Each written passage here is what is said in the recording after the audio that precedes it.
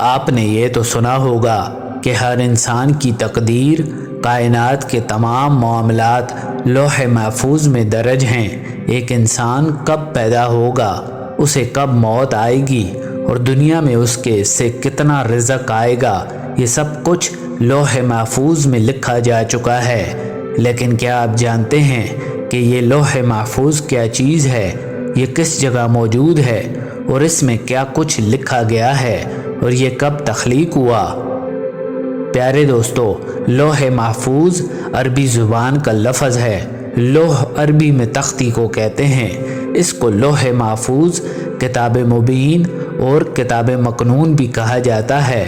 یہ کتاب چھپی ہوئی ہے اور شیاطین کی پہنچ سے بہت دور ہے۔ اس کتاب کی حفاظت اللہ تبارک و تعالیٰ کے پاک فرشتے کرتے ہیں۔ شیاطین اس کتاب تک نہیں پہنچ سکتے۔ لوح محفوظ میں جو کچھ لکھا ہوا ہے وہ محفوظ ہے، یعنی اس کی حفاظت کی جاتی ہے اور اس میں کوئی بھی تبدیلی نہیں کر سکتا۔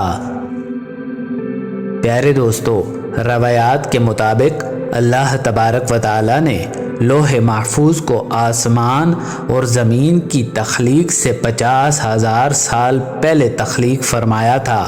صحیح مسلم کی احادیث کے مطابق حضور نبی کریم صلی اللہ علیہ وآلہ وسلم نے فرمایا کہ جب اللہ تبارک و تعالیٰ نے مخلوقات کو پیدا فرمایا تو لوح محفوظ میں یہ لکھ دیا کہ میری رحمت میرے غصے پر غالب ہے۔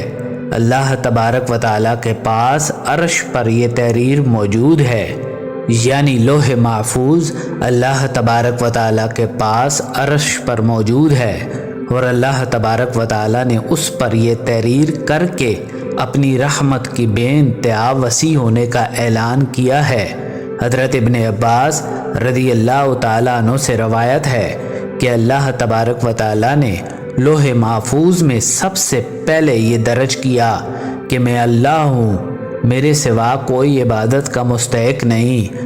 حضرت محمد صلی اللہ علیہ وآلہ وسلم اللہ کے رسول ہیں جس نے میرے فیصلے کو تسلیم کر لیا اور میری نازل کردہ مصیبت پر راضی رہا اور صبر کیا اور میری نعمتوں کا شکر ادا کیا تو میں نے اسے صدیق لکھا ہے اور میں اسے صدیقین کے ساتھ ہی اٹھاؤں گا، اور جس نے میرے فیصلے کو تسلیم نہیں کیا اور میری نازل کردہ مصیبت پر صبر نہ کیا اور میری نعمتوں کا شکر ادا نہ کیا تو میرے سوا جسے چاہے مرضی اپنا معبود بنا لے۔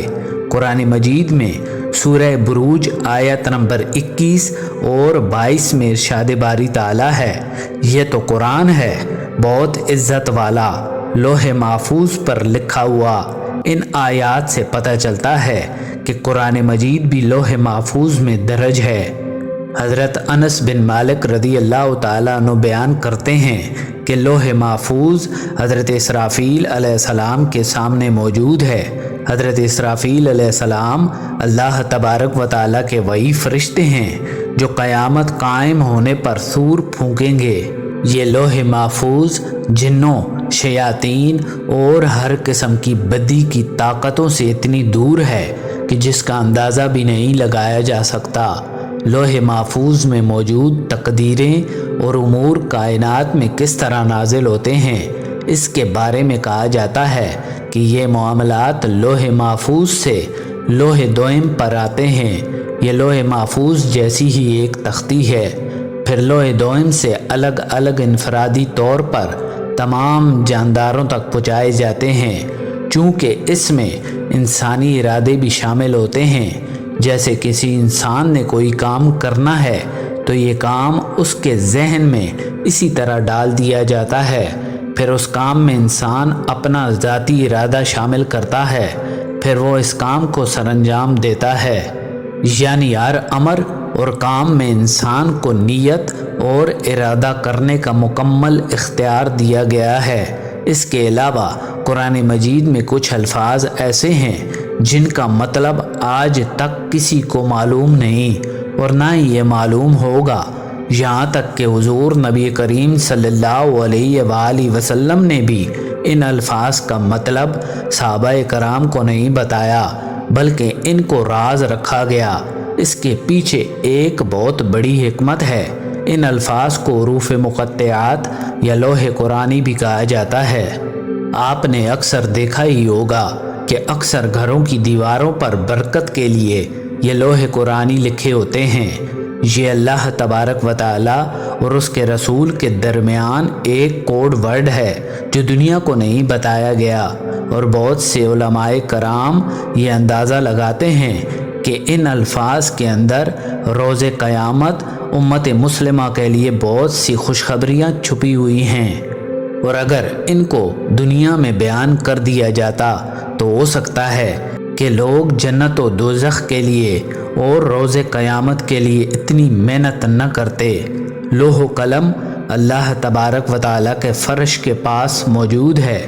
دنیا اور کائنات کی کوئی بھی مخلوق اس میں سے کوئی علم چھین نہیں سکتی اور نہ ہی تبدیل کر سکتی ہے۔ تمام آسمانی کتابیں نازل ہونے سے پہلے اسی لوح محفوظ پر لکھی ہوئی تھی۔ یہ لوح محفوظ اللہ تبارک و تعالیٰ کے عرش کے پاس موجود ہے، جو سفید موتیوں سے بنی ہوئی ہے، اور اس کے الفاظ سرخ یاقوت کے ہیں۔ اس کے الفاظ اور قلم نور سے بنے ہوئے ہیں۔ ایک روایت میں ہے کہ اللہ تبارک و تعالیٰ ہر روز 360 مرتبہ اس پر نظر کرم کرتے ہیں، اور کسی کو عزت بخشتے ہیں اور کسی کو آزمائش میں ڈالتے ہیں، کسی کو رزق، کسی کو زندگی اور کسی کے لیے موت کا حکم صادر کرتے ہیں۔ اس کی لمبائی آسمان اور زمین کے برابر ہے، جبکہ اس کی چوڑائی مشرق اور مغرب کے برابر ہے۔ یہ اللہ تبارک و تعالیٰ کے فرش کے دائیں طرف ایک فرشتے کی گود میں موجود ہے۔ پیارے دوستو، اب تک آپ نے یہی سنا ہوگا کہ انسان کو اس کے اعمال کی بنیاد پر یا تو ہمیشہ کے لیے جنت میں داخل کر دیا جائے گا، یا برے اعمال کی وجہ سے جہنم اس کا ٹھکانہ ہوگا۔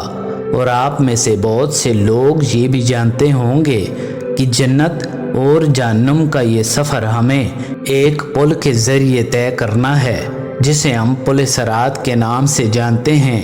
یہ پل بال سے زیادہ باریک اور تلوار سے زیادہ تیز ہوگا۔ یہ پل جہنم کے اوپر موجود ہوگا، اور اسے پار کرتے ہی سامنے جنت کا دروازہ ہوگا۔ کہا جاتا ہے کہ اس پل کی لمبائی کئی ہزار سال مسافت جتنی ہوگی، اور جہنمی لوگ جہنم کی آگ کی شدت سے کٹ کٹ کر جہنم میں گر رہے ہوں گے، جبکہ اللہ تبارک و تعالیٰ کے نیک بندے بجلی کی سی تیزی سے پل صراط کو پار کر لیں گے، اور کچھ لوگ اپنے اعمال کی وجہ سے آہستہ آہستہ چل کر، اور کچھ لوگ رینگ رینگ کر انتہائی تکلیف سے چل رہے ہوں گے۔ دوسری طرف ہمارے آقا و مولا حضور نبی کریم صلی اللہ علیہ وآلہ وسلم جنت جانے کے بجائے اللہ تبارک و تعالیٰ کے حضور سجدہ ریز ہوں گے کہ اے اللہ میری امت، اے اللہ میری امت، اے اللہ میری امت کی خیر فرما۔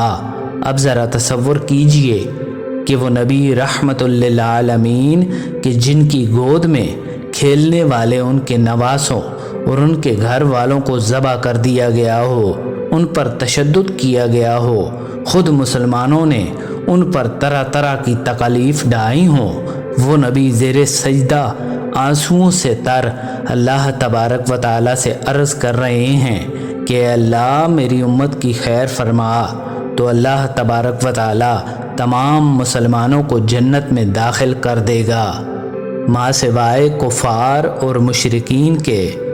پیارے دوستو، ہمارے ذہن میں اکثر یہ سوال آتا ہے کہ کیا ہمارے نبی حضرت محمد صلی اللہ علیہ وآلہ وسلم بھی پل صراط کو پار کر کے جنت میں پہنچے ہوں گے؟ کیا تمام انبیاء کو بھی اسی طرح پل صراط کو پار کرنا پڑے گا؟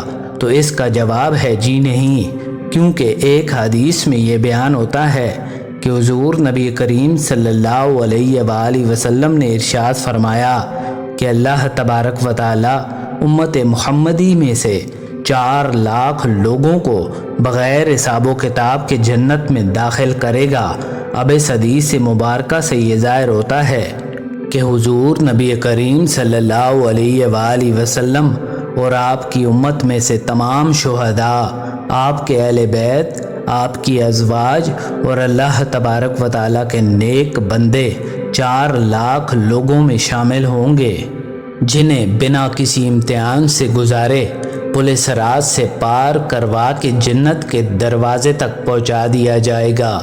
پل صراط کے متعلق ایک بات یہ بھی ہے کہ یہ پل انتہائی اندھیرے میں ہوگا۔ یہ جنت اور جہنم کے درمیان پہلے سے موجود نہیں ہوگا، بلکہ اسے اسی وقت لا کر رکھا جائے گا۔ جہنمی لوگ اپنے رشتہ داروں کو پل صراط کے اوپر سے کٹ کٹ کر اور تڑپ تڑپ کر گرتا ہوا دیکھیں گے، مگر اس وقت کسی بھی شخص کو سوائے اپنی جان بچانے کے کسی دوسرے شخص کی کوئی پرواہ نہیں ہوگی۔ اللہ تبارک و تعالیٰ سے یہی دعا ہے کہ اللہ تبارک و تعالیٰ ہمیں پل صراط سے بآسانی گزرنے کی توفیق عطا فرمائے اور لوح محفوظ میں ہماری یہ تقدیر لکھی جا چکی ہو کہ ہم جنت میں اپنے پیارے نبی حضرت محمد مصطفیٰ صلی اللہ علیہ وآلہ وسلم کے ساتھ ہوں۔ آمین۔ ملتے ہیں ایک نئی ویڈیو کے ساتھ۔ اللہ نگہبان۔